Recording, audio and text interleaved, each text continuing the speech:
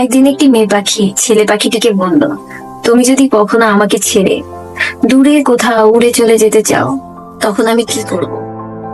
তখন ছেলে পাখিটি বলল, আমি যদি দূরে কোথাও উড়ে যেতে চাই, তখন না হয় তুমি আমাকে ধরে রেখো।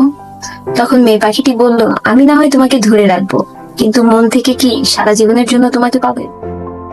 কথাটি শুনে ছেলে পাখিটির মনে অনেক আঘাত লাগে।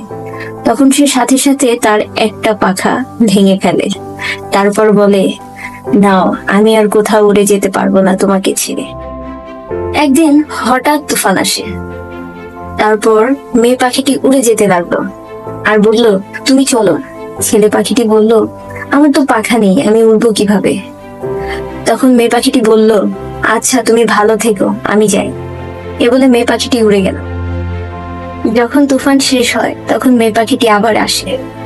এসে দেখে ছেলে পাখিটি আর বেঁচে